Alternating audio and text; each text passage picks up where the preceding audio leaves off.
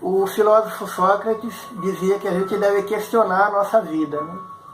Então, um outro pensador, o pensador francês Merleau-Ponty, dizia que a filosofia é reaprender a ver o mundo. É a gente ver as coisas de um ponto de vista correto. Como Gandhi também falava uma coisa importante, a gente deve analisar todas as coisas do ponto de vista da utilidade. Ver o que aquela coisa pode acrescentar para o nosso crescimento pessoal. E como também escreveu o apóstolo Paulo numa das suas cartas, na primeira epístola aos Tessalonicenses, capítulo 5, versículo 21, Paulo diz assim: examinai tudo, retende o bem. Então a gente pode analisar tudo, conhecer todas as coisas e pegar aquilo que for bom, que for útil para a nossa vida, que trouxer alguma consequência boa para a gente, um aprendizado útil. Deve-se extrair um aprendizado útil de tudo que a gente vê ao longo da nossa vida. E Sócrates, mesmo no momento da morte, disse assim: vocês acham que eu sou esse corpo, que eu sou essa mão, que eu sou essa cabeça? Eu não sou esse corpo é só um instrumento de trabalho, só uma roupa. Eu sou a minha alma é eterna. O que me interessa essa vida provisória aqui da Terra, se a eternidade me pertence, se pertence a cada um de nós? É o que ele falava para os seus discípulos. Então, mesmo que acontecesse uma catástrofe e bilhões de pessoas morressem, no dia seguinte, o que teria mudado na essência? Seria um choque imenso para a humanidade, uma dor muito grande para bilhões de pessoas. Mas no dia seguinte, todo mundo ia estar vivo ainda lá num outro mundo espiritual. Porque nós somos as nossas almas eternas, não somos esse corpo provisório. Então, isso leva a ver o que é realmente o ser humano. Como Paulo também escreveu na Epístola aos Filipenses, no capítulo 3, versículo 20, ele diz assim: pois a nossa pátria está nos céus. Então, esse mundo é só uma escola transitória. A nossa verdadeira casa é o mundo espiritual. E o que levou o teólogo católico Teilhard de Chardin também a criar um pensamento muito importante. Teilhard de Chardin dizia assim, que nós não somos seres humanos tendo experiências espirituais. Nós somos seres espirituais tendo experiências humanas. Então esse filme 2012 leva a gente a parar para pensar sobre isso. Mesmo que todas as pessoas morressem, só o corpo material morreria. Só as coisas materiais se perderiam. Mas a gente continuaria existindo numa outra dimensão espiritual. E isso leva a gente a questionar a questão da propriedade. A gente pode falar, eu tenho meu carro, tenho minha casa, tenho meus objetos, mas a gente tem realmente alguma coisa? Esse mundo é igual um colégio interno. Quando um estudante vai para um colégio interno, ele pode ficar 4 anos lá, por exemplo.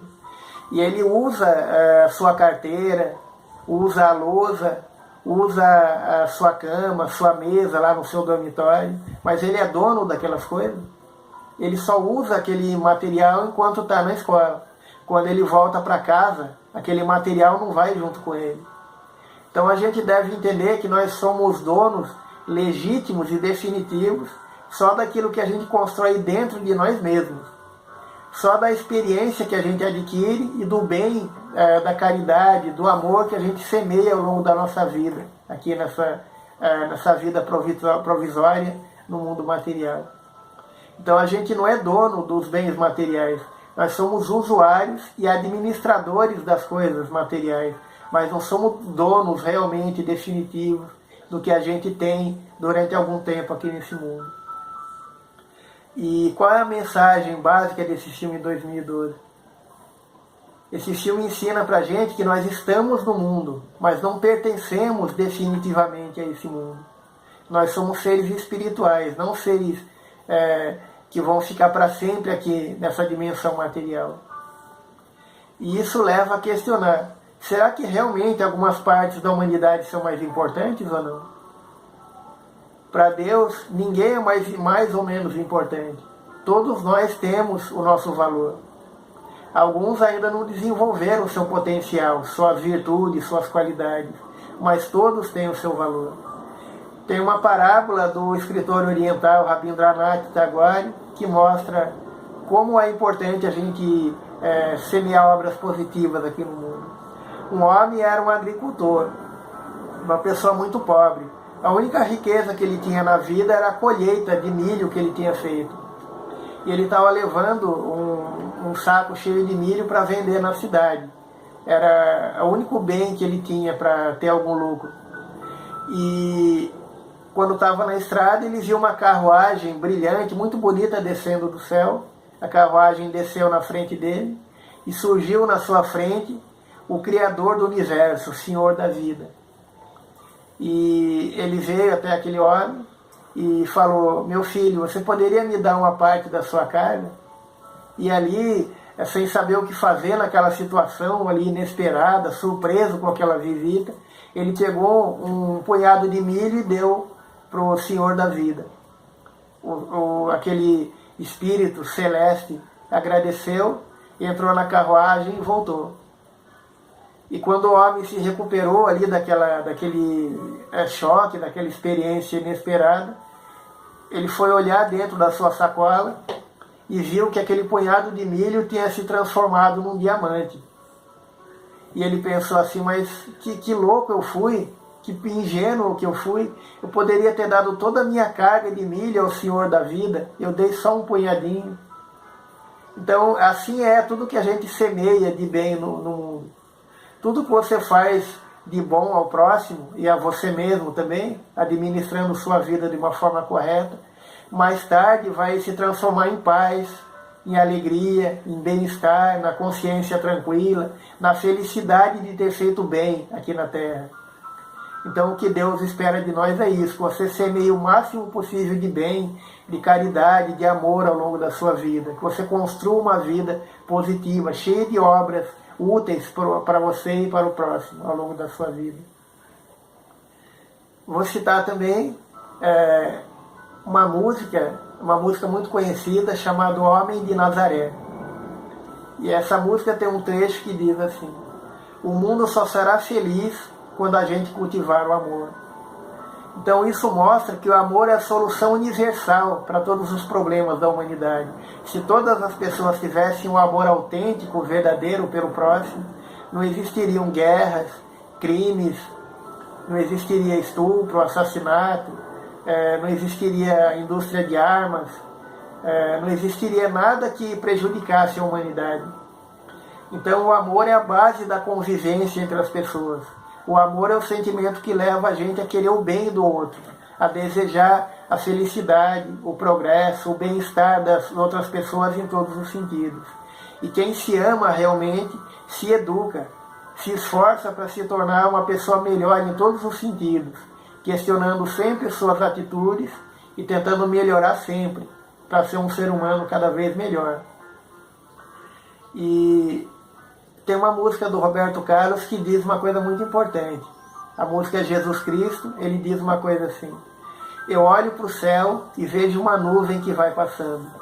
Olho para a terra e vejo uma multidão que vai caminhando. E assim como essa nuvem, essa gente anda sem rumo, não sabe para onde vai. Quem poderá mostrar o caminho certo é somente você, meu Pai.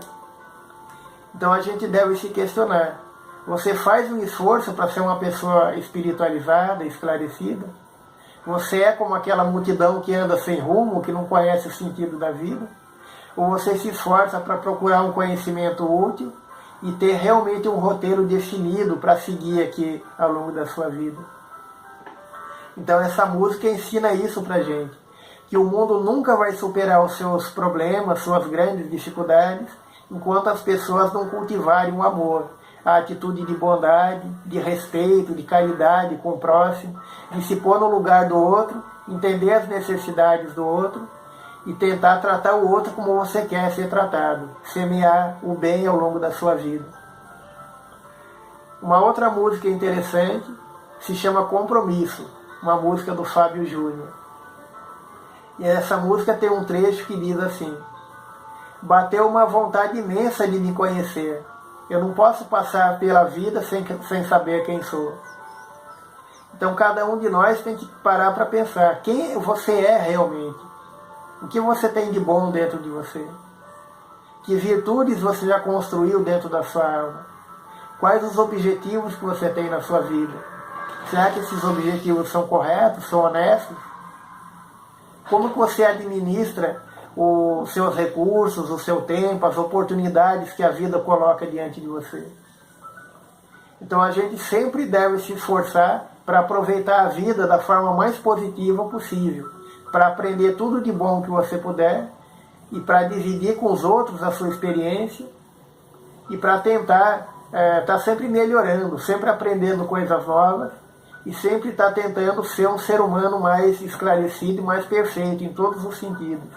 Essa é a missão que a gente tem ao longo da nossa vida.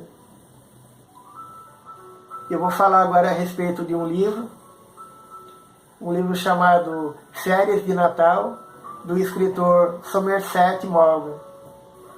Esse livro foi publicado um pouco antes da Segunda Guerra Mundial. E ele conta a história de um estudante da Inglaterra que ganha um presente do seu pai. Ele ganha uma viagem de Natal e pela primeira vez ele está viajando sozinho até a França. Ele vai até Paris para se divertir, para relaxar um pouco. E o que é interessante, como a gente viu lá na questão do filme 2012, é a segmentação da humanidade. Ele acredita que as mulheres na França não são pessoas muito sérias, só servem para se divertir, para ter um pouco de bem-estar ali durante alguns momentos. E ele vai até Paris e vai encontrar um amigo que ele não vê há 2 anos. E ele chega até lá, encontra aquele seu amigo, e ele é um jornalista agora. E aquele jornalista fala para ele: vamos sair aí na noite de Paris para se divertir um pouco, vou levar você para ver os lugares mais animados. E leva ele para conhecer uma casa de prostituição, de diversão ali. E aí aquele estudante da Inglaterra acredita que aquelas pessoas não são sérias, só servem para se divertir realmente. E o amigo dele fala: eu vou te apresentar uma das meninas mais interessantes aqui dessa casa. E ele fala: eu apresento a você a princesa Olga. E aí quando começa a conversar com ela, ela fala: mas eu nasci na Rússia, mas eu não sou uma princesa. Isso é só uma propaganda aqui para tornar a questão mais interessante. Meu nome é Lídia. Olga é o único nome russo que eles conhecem, por isso me deram esse apelido, mas eu me chamo Lídia. E aí ela fala: onde você está hospedado? E aí ela fala: posso passar alguns dias com você? E o que ela quer, na verdade, é só descansar daquela rotina muito cansativa ali, muito desgastante. E eles passam ali uns 5 dias juntos, no final do ano. E eles não têm nenhuma intimidade, não acontece nada mais intenso entre eles. Mas eles passam aqueles dias ali conversando, trocando experiências. E aquele estudante vai vendo a realidade ali daquele povo. Ele tem contato ali com a violência, com a prostituição, com a miséria, com a ignorância, com a discriminação social. E no final da história, quando eles vão se despedir, ele vai para a estação pegar o trem, a Lídia nem se despede dele, ela vira as costas e vai embora, porque ela é uma pessoa marcada pela rejeição, pela violência da vida. E quando ele foi ver aquele amigo dele para se despedir, o que é interessante é que o amigo tem uma postura muito materialista. Ele acha que a verdade é muito relativa, ele tem um relativismo cultural. Ele acha que não existem verdades definitivas. E ele é a favor das ditaduras. Ele fala assim: o mundo é um desastre. A única coisa que pode pôr ordem nessa confusão do mundo é um governo forte, um governo de uma ditadura. Ele é a favor do fascismo. E eu vou falar um trecho do discurso desse amigo dele. Num trecho da conversa ele diz assim: a democracia deu um valor absurdo para a vida humana. Mas a vida humana não tem valor nenhum. A vida dos seres humanos é perfeitamente descartável. Não existe diferença nenhuma entre matar um homem e esmagar uma mosca. A gente vê como era a mentalidade das pessoas naquele período ali, nos anos 30. Né? Uma mentalidade muito materialista, muito negativa. E aquele estudante, ali o amigo dele fala, até agride ele e fala, nossa amizade acabou aqui, eu não quero te ver nunca mais, não tenho interesse em conviver mais com você. E aí quando aquele estudante volta para a Inglaterra, reencontra a sua família, ele para pensar. Eu estou aqui nessa casa com essa família amorosa, esse ambiente confortável, e o acaso cego me colocou aqui nessa casa bonita, confortável, com uma família que me trata muito bem. Mas qual o sentido da vida? A vida poderia ter me colocado por acaso lá na condição daquelas pessoas que vivem na miséria. E o escritor termina o livro dizendo assim, aquela experiência tinha chocado aquele estudante para sempre. Nunca mais ele seria a mesma pessoa. Os fundamentos da sua vida, da sua mente, da sua questão a respeito da vida tinham ruído. Então esse livro aí mostra pra gente a questão de uma visão materialista da vida. Quando a gente é materialista, vê a vida de uma forma muito negativa. E a gente não para pensar se existem verdades definitivas, se a gente tem uma missão a cumprir nesse mundo, de fazer o bem e ser um ser humano cada vez melhor. A gente só se preocupa com a gente mesmo, quando tem uma visão materialista. Um outro livro interessante é o livro Guerra Mundial Z, do escritor Max Brooks. É uma história de ficção onde o mundo começa a ser invadido por zumbis. E é uma questão de ficção, mas tem um ponto interessante. Num trecho do livro, a cidade de Los Angeles começa a ser invadida pelos zumbis.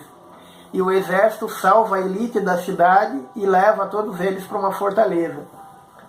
E ali tem advogados famosos, atores, engenheiros, políticos, etc. E quando eles param para organizar as coisas, eles começam a fazer uma lista do pessoal que está ali e eles começam a questionar. Aqui dentro tem algum eletricista? Tem algum faxineiro? Tem algum encanador? E não tem ninguém. Nenhum trabalhador ali. E aí eles param para questionar. Eles mesmos vão ter que aprender a fazer aqueles trabalhos mais simples. Então eles tinham um preconceito social de achar que um faxineiro, achar que um porteiro não era um ninguém, uma pessoa sem nenhuma importância. E eles mesmos vão ter que aprender a trocar uma lâmpada, consertar um encanamento, consertar a parte elétrica ali do prédio. E eles veem que aquelas pessoas que eles discriminavam, que eles achavam que não tinham importância nenhuma, eram muito importantes. E aí eles veem quanto que o trabalho daquelas pessoas mais simples eram importantes e eram essenciais para a sociedade. E eles aprendem a fazer eles mesmos aqueles trabalhos mais simples. Então a gente deve ver que na sociedade todo mundo tem seu papel. Ninguém é alguém sem importância. Cada um tem seu trabalho, suas dificuldades e tem seu papel a cumprir em cada segmento da sociedade. Então ninguém é mais importante do que ninguém. E como Jesus disse, sede perfeitos. Não importa o seu papel na sociedade, por mais simples que seja. Você deve se entregar ao autoconhecimento e ser uma pessoa cada vez melhor. E todos esses filmes, essas músicas, mostram pra gente que tudo aquilo que a gente vê pode ensinar uma coisa útil para cada um de nós. Então a gente deve parar para questionar aquilo que eu estou recebendo de informação. O que eu posso aprender, extrair de aprendizado útil com cada coisa que eu vejo. Então a informação existe, o conhecimento existe para tornar a gente uma pessoa cada vez melhor, para ser usada de forma útil, forma positiva. E para encerrar, eu vou lembrar para vocês um fato na vida dos apóstolos que seguiram Jesus. Quando Jesus morreu, foi um choque muito grande para todos os seus seguidores. Eles não imaginavam que ia morrer tão cedo, que ele ia ser vítima de tanta violência, de tanta discriminação. Então, eles se sentiram perdidos ali quando perderam a presença de Jesus. Mas aos poucos eles foram retomando a sua fé, foram fortalecendo a confiança neles mesmos e em Jesus, e foram mudando o seu comportamento. E num certo dia, Pedro e outros apóstolos estavam é,